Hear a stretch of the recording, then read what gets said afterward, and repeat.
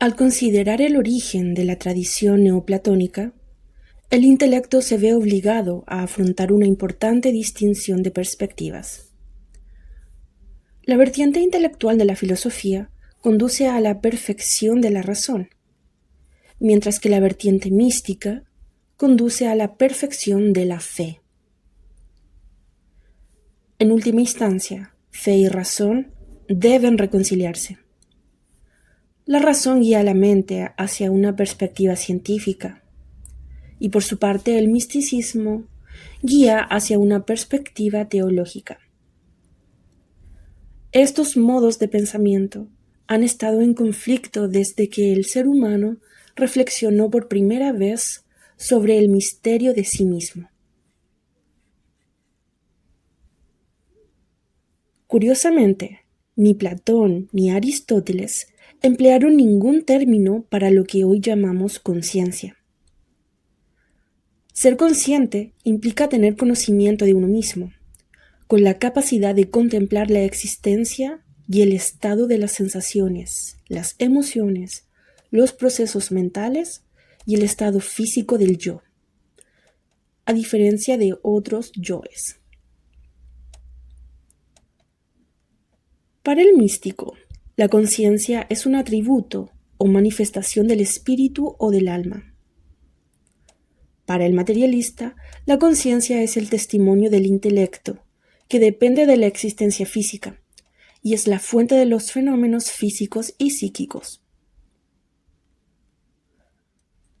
Para un neoplatónico, la conciencia es el estado de conocimiento, diferenciado de la opinión. Vivir en la seguridad de los hechos es ser consciente, pero permanecer en la inseguridad de la opinión y la sensación es ser inconsciente en el verdadero sentido de la palabra. Como señaló Huxley, no puede haber fundamentos suficientes para la perfección de las ciencias hasta que se descubra la verdadera naturaleza de la conciencia. Plotino, el filósofo neoplatónico, escribió una carta a Flaco, un estudiante de sabiduría. La carta comenzaba así: Aplaudo tu devoción a la filosofía. Me alegra saber que tu alma ha zarpado, tal como el Ulises que regresa hacia su tierra natal, esa gloriosa y única patria real, que es el mundo de la verdad invisible.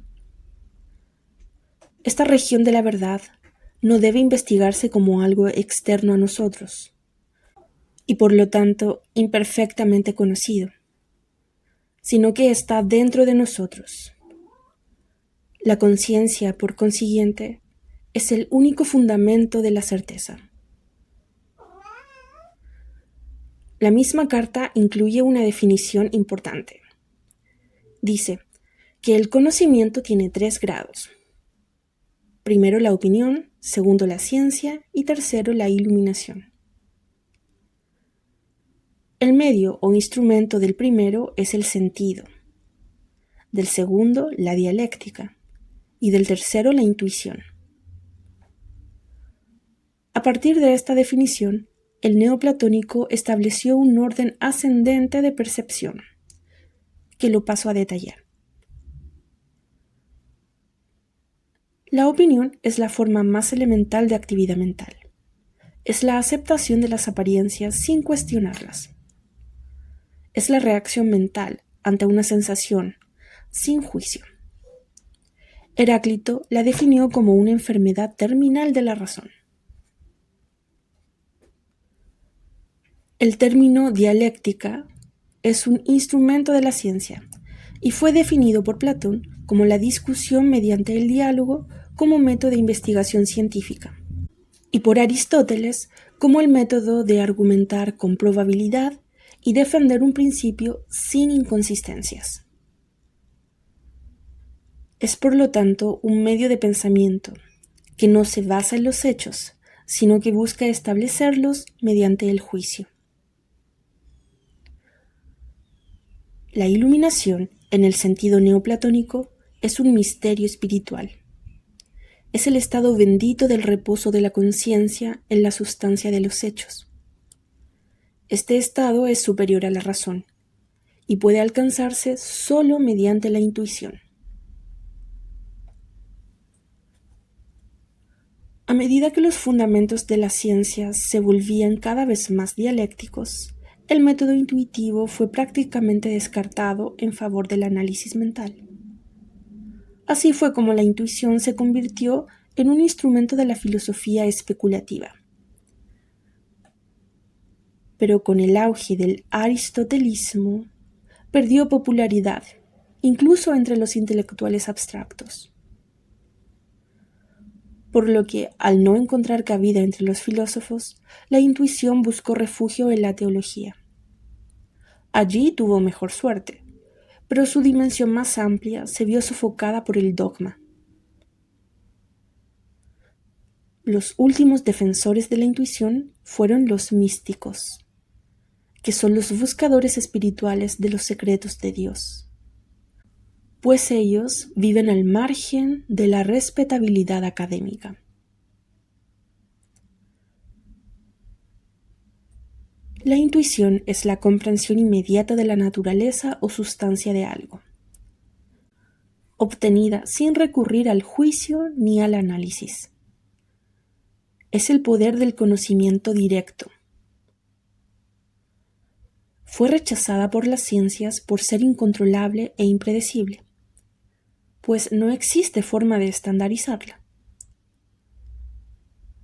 Y dado que la intuición a menudo se ocupa de lo intangible, sus hallazgos no siempre pueden verificarse y se la considera una causa peligrosa de imprudencia. Por lo que, armados con la razón y enriquecidos por el método aristotélico, el mundo intelectual se propuso conquistar el tiempo y el espacio. Pero la razón en sí misma está limitada por lo razonable, y lo razonable a su vez está limitado por la razón. Como ven, el resultado es un círculo vicioso. Sería un error menospreciar los logros alcanzados por las ciencias con su método dialéctico, pero es igualmente absurdo considerar sus hallazgos como completamente satisfactorios. De hecho, 25 siglos de dialéctica han dado como resultado el establecimiento de cientos de sistemas de opinión altamente especializados. Hay respuestas para cada pregunta que pueda plantear una persona reflexiva. El problema es que existen muchas respuestas contradictorias para cada pregunta, por lo que quien pregunta puede elegir. Puede ya sea aferrarse a Aristóteles o quizás prefiera los postulados de Schopenhauer. Y si ninguno te satisface, siempre están Hegel, Fichte, Schelling, Descartes, Nietzsche, etc. Pero estos señores también pueden resultar tediosos, y diversas teologías pueden resultar fascinantes. De hecho, los teólogos son un grupo que está en constante disputa interna, por lo que si te cansas de sus disputas, siempre están las sectas o grupos heterodoxos que invitan a tu consideración. Y si todas esas opciones no te satisfacen, tienes dos opciones. O puedes caer en una profunda desilusión, o por otro lado, puedes buscar consuelo en las filosofías asiáticas.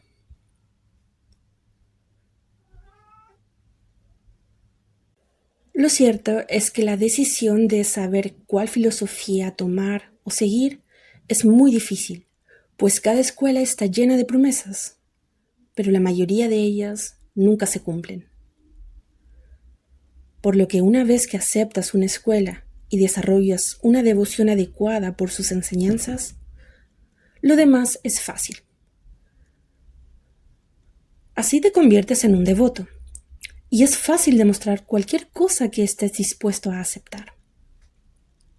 Te vuelves instruido, o quizás incluso sabio, y puedes ganar una considerable reputación por tu habilidad para argumentar y persuadir.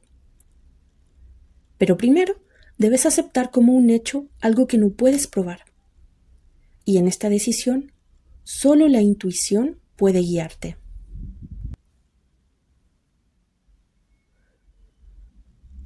Todas las grandes filosofías deben abordar el problema de Dios. De hecho, ni siquiera los materialistas pueden escapar de este dilema. La divinidad ha sido objeto de innumerables debates, tanto académicos como populares. En su mayoría, estos debates han sido infructuosos y han derivado de simple discusión a un conflicto abierto. Sería agradable ignorar a Dios y limitar los debates a problemas prácticos de moral y de ética. Pero, ¿cómo podríamos clasificar las causas secundarias sin conocer, en primer lugar, la causa primera? ¿Cómo puede tener sentido la vida hasta que se comprenda su propósito? La fe se ha definido como una capacidad infinita de creer, y como tal es igualmente aplicable en los ámbitos de la ciencia, la filosofía y la teología. La falta de fe también es una creencia, en la que la mente postula la negación con el mismo fervor con que postula la realidad de una gracia salvadora. Por lo que, bien mirado, el ateísmo implica tener tanta fe, en este caso en la no existencia de Dios, como los teístas tienen fe en su existencia.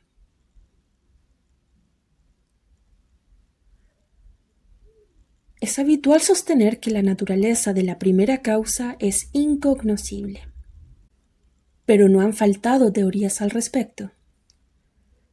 Estas teorías sustentan enormes superestructuras, que lamentablemente no son más sólidas que sus hipótesis básicas. Sin embargo, no hay doctrina tan débil que no encuentre defensores dispuestos a defender con elocuencia aquello que no pueden probar con la razón.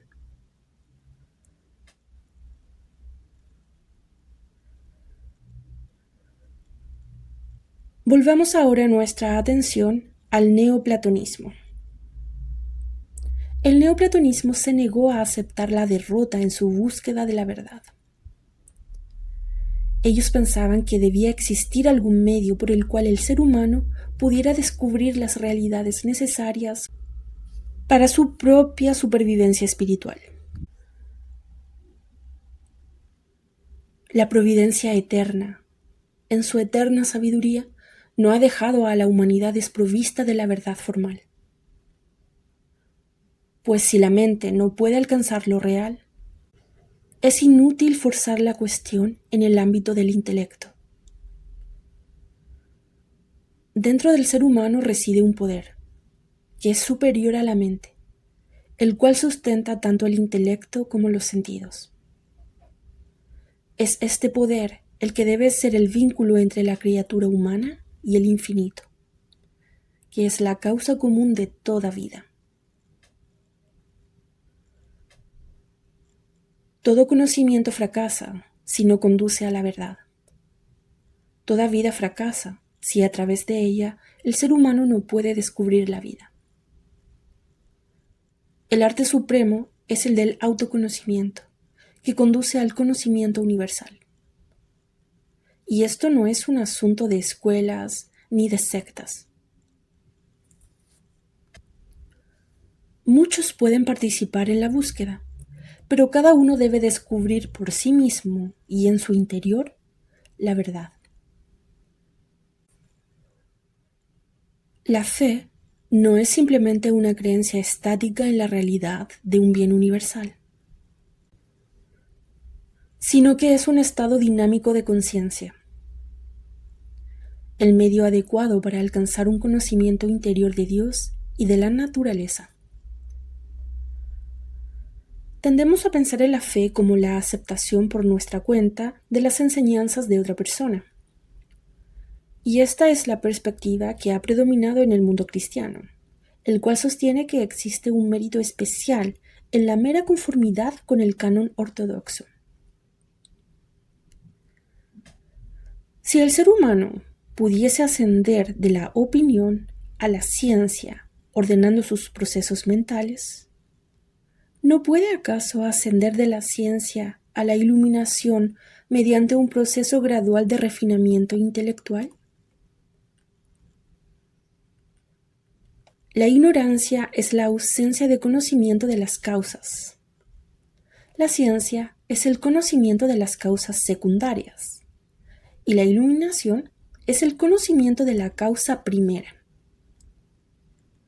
Mediante este proceso de razonamiento es posible extender la conciencia más allá de la limitación impuesta por el proceso dialéctico.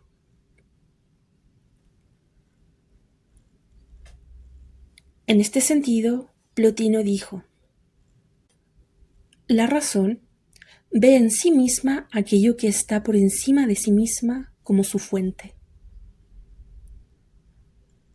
Según esta definición, el neoplatonismo afirma que es posible que el intelecto comprenda, aunque sea en parte, la implicación de algo que trasciende su propia existencia. Probablemente este sea el poder supremo de la mente.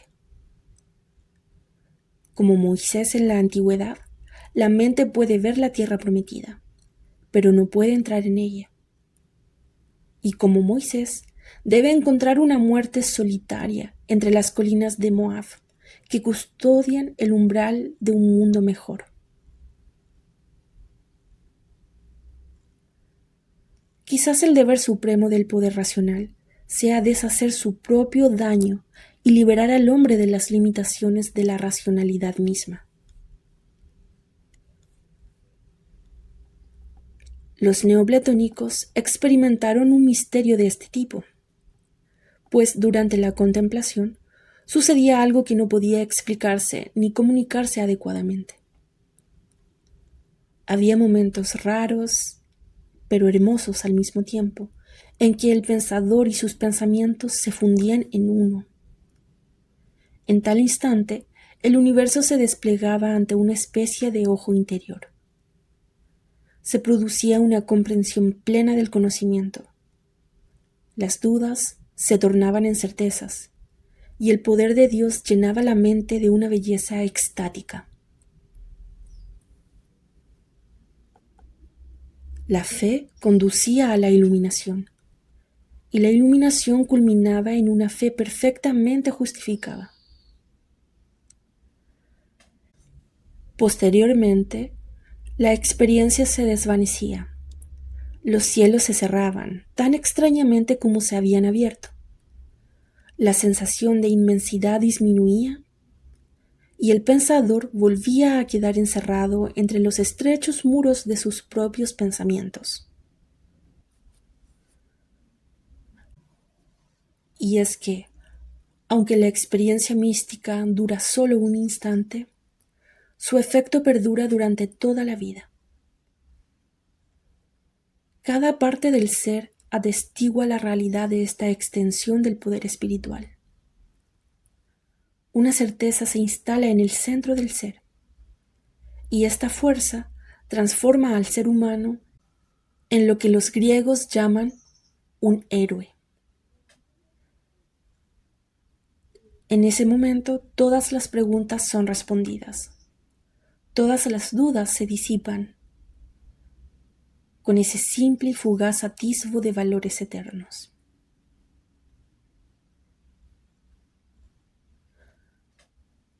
La mayor parte de los neoplatónicos eran hombres de intelecto excepcional, pues examinaban las circunstancias de la experiencia mística en la medida en que éstas eran susceptibles de análisis. Aprendieron así que la experiencia mística era más probable en idealistas consagrados al amor de Dios, al culto de la belleza y a la práctica de obras de caridad.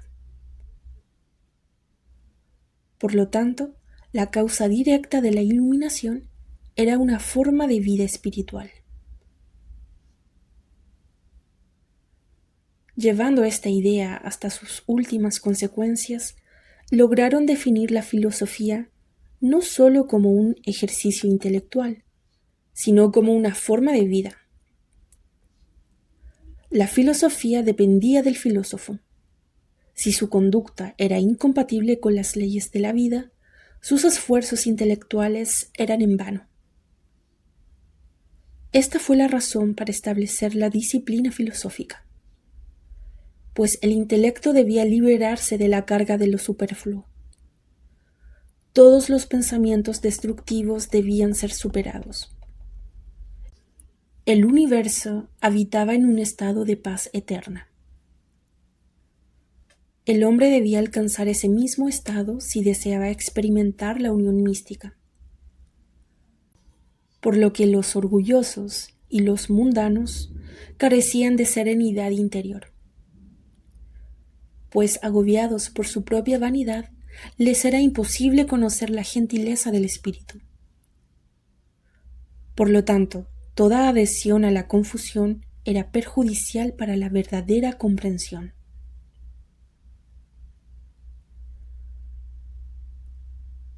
Sin embargo, los neoplatónicos no compartían la visión de algunas sectas que consideraban peligroso todo conocimiento y que la divinidad era particularmente indulgente con los ignorantes. Para ellos, la filosofía era una disciplina moral para alcanzar la calma y la paz. Mediante el aprendizaje, la mente se contentaba con la quietud y con el reposo. El verdadero conocimiento ponía fin a la disensión. Este era su propósito central. Cuando la sabiduría vencía el miedo, eliminaba el obstáculo interno a la tranquilidad. Cuando la razón acababa con el egoísmo y con la avaricia, la calma interior del hombre aumentaba, y éste se preparaba para la experiencia mística.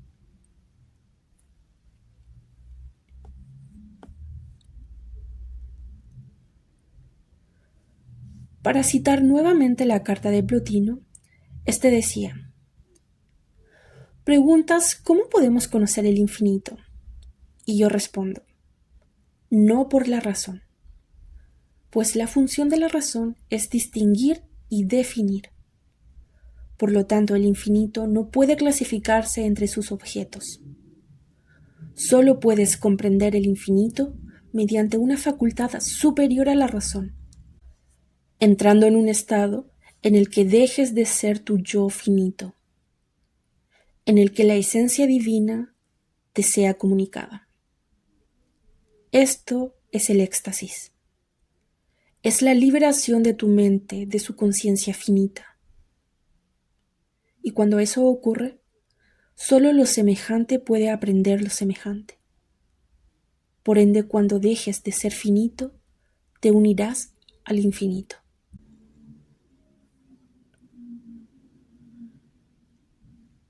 Resulta difícil encontrar una exposición más completa de la fórmula mística.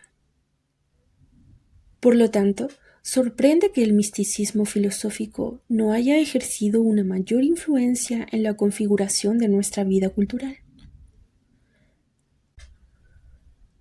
La mera contemplación de los hechos místicos escapa a la comprensión de la experiencia del individuo promedio, pues éste no busca la unión con la primera causa, porque no comprende la importancia de dicha unión. Además, el ser humano se esfuerza únicamente por alcanzar aquello que considera necesario. Y solo el pensador iluminado ha encontrado la iluminación necesaria para la perfección de su propia vida y la seguridad de la civilización mundial. Los pensadores clásicos observaron que la esfera material ejerce una influencia hipnótica sobre las almas atrapadas en sus sustancias. Una lasitud ataca a las percepciones internas, embotando su poder y resultando en paciencia y resignación ante la presión de las circunstancias.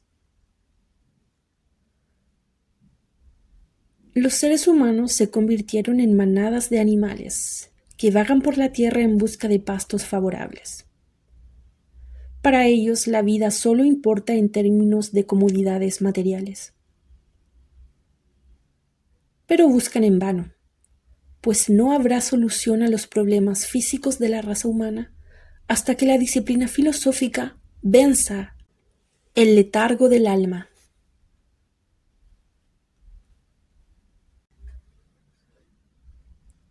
Si el ser humano fuera por naturaleza una criatura de la tierra, entonces la tierra, lo terrestre, lo mundano, podría satisfacerlo al 100%. Sin embargo, es una criatura del cielo. Su alma tiene su origen entre las estrellas. Esto se demuestra porque incluso en su ignorancia, el ser humano aspira a un estado del ser que la Tierra simplemente no puede otorgarle. Todas nuestras preguntas se plantean aquí, pero las respuestas se encuentran en otro lugar. Y los problemas personales dan testimonio de principios universales. Por ende, la felicidad personal requiere ajustes universales para poder ser alcanzada.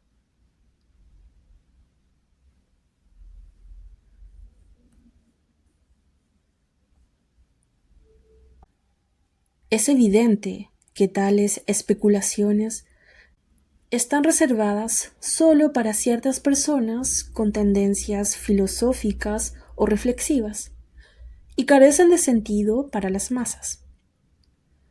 Por esta razón, a los iniciados de los misterios se les llamaba pastores, pues eran los guardianes de los rebaños que pastaban en las verdes laderas del Olimpo, ajenos al templo situado en la cima más lejana. Los psicopompos son guías de almas. Ellos custodian a los rebaños de almas que fluyen al mundo material desde los éteres del espacio. Solo estos líderes conocen el camino de los dioses, pues los han descubierto mediante la purificación y la contemplación.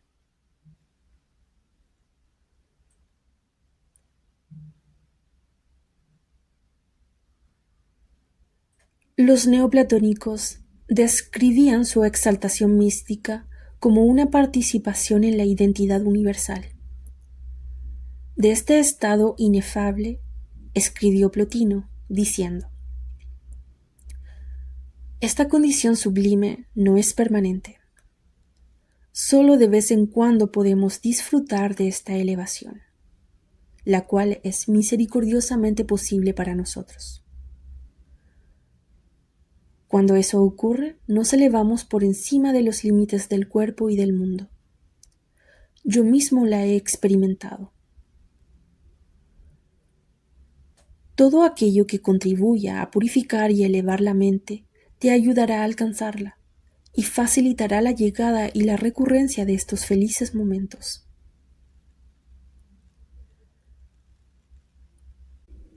Para llegar a este fin existen diferentes caminos. Uno de ellos es el amor a la belleza, la cual exalta al poeta. La otra es la devoción al Uno. Y la otra es el ascenso de la ciencia que impulsa la ambición del filósofo.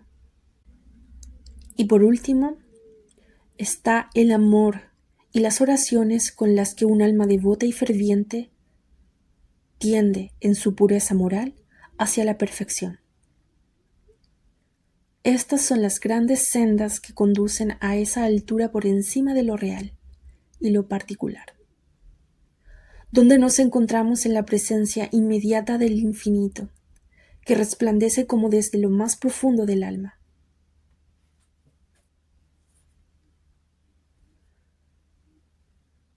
Aquí Plotino está subrayando dos puntos importantes. Primero, que la experiencia mística no puede ser invocada ni exigida por el intelecto, sino que debe ser otorgada por los dioses, por gracia divina. Esta idea podría ser fácilmente malinterpretada por quienes desconocen el tema, considerándola contraria a la ley de causa y efecto que opera únicamente según el mérito. Pero lo cierto es que no existe tal contradicción, pues el término Dios, o providencia, o voluntad divina, o causa primera, significa el perfecto funcionamiento de la ley universal. No significa que exista un Dios externo, el cual decide a quién otorgarle su gracia divina y a quién no, sino que vivimos en un universo con leyes universales, las cuales al cumplirse se representan como el cumplimiento de la ley o de la gracia divina.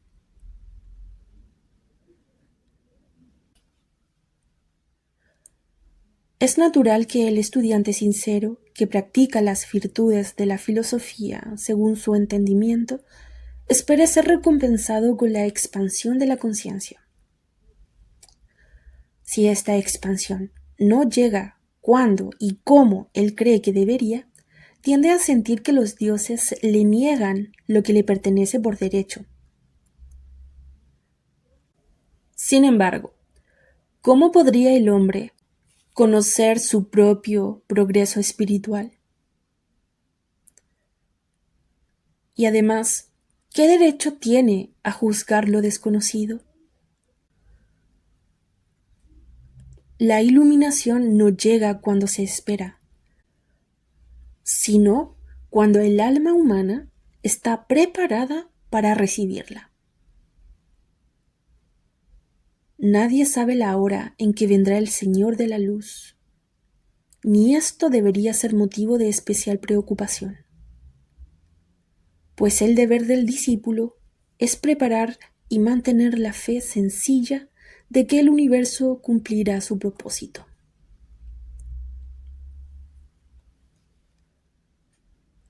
El segundo punto que señala Plotino es la diversidad de medios para alcanzar la unidad con Dios. El misticismo no depende de ninguna disciplina en particular, pues el fin que se busca no es específico. Toda autodisciplina conduce al fin racional de la disciplina, que es la iluminación. Quizás convenga considerar el término disciplina tal como se usa en el sistema neoplatónico. Tendemos a pensar en la disciplina como el ejercicio de la voluntad sobre la conducta. El término conlleva la connotación de autocontrol y la inhibición de los extremos violentos del temperamento. Sin embargo, este no es el significado filosófico de la palabra. Más bien se refiere a las sucesivas etapas de la iluminación que liberan distintos grados de integridad humana. Disciplina es liberación, no control. Por ejemplo, consideremos el problema de la virtud. ¿Qué significa esta palabra? Cada persona tendrá una definición diferente según su experiencia y el entorno en el que viva. Si alguien nos dice, sé virtuoso, esa persona nos confronta con una abstracción que escapa a la comprensión humana. Por lo que si intentamos obedecer esta orden, la cual es indefinida, es probable que nos esforcemos por corregir diversos defectos generales, imponiéndoles el poder inhibidor de la voluntad. Y al final nos volvemos neuróticos en lugar de virtuosos.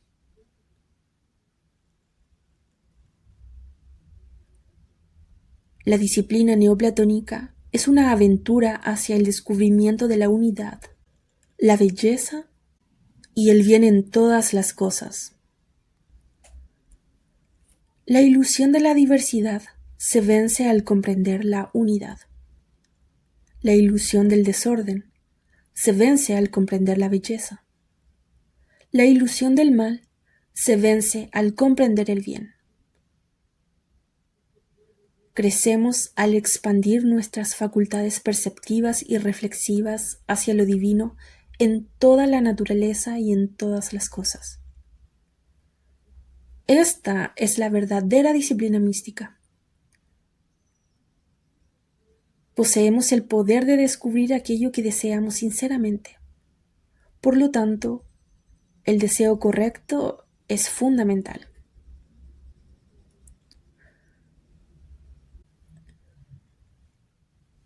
Es fácil comprender el por qué la experiencia mística no es algo común entre los científicos y entre los académicos, pues se debe simplemente a que ellos no tienen aspiraciones espirituales, sino solo una curiosidad académica.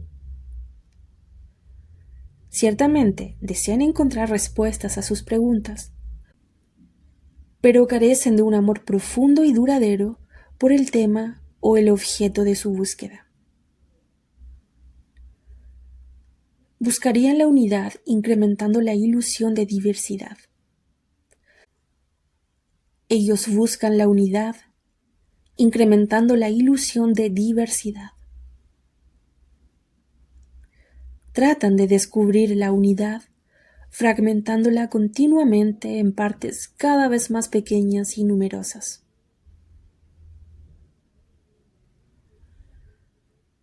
Lo cierto es que no puede haber misticismo sin amor.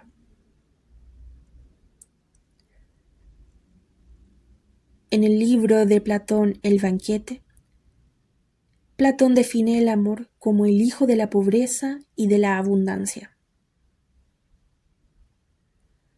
Pues cuando el hombre dirige su afecto hacia Dios, toma conciencia de un doble misterio. Primero, la pobreza en sí mismo, y segundo, la plenitud en Dios. Esta comprensión es una de las primeras experiencias místicas que puede experimentar el ser humano.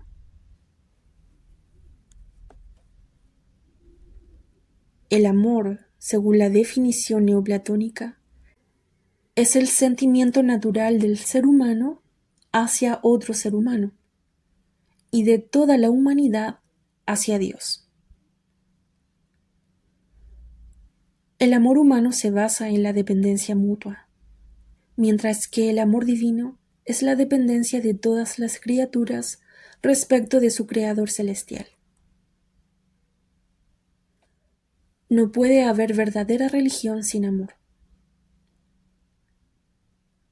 del cual San Pablo nos dice que es paciente y bondadoso.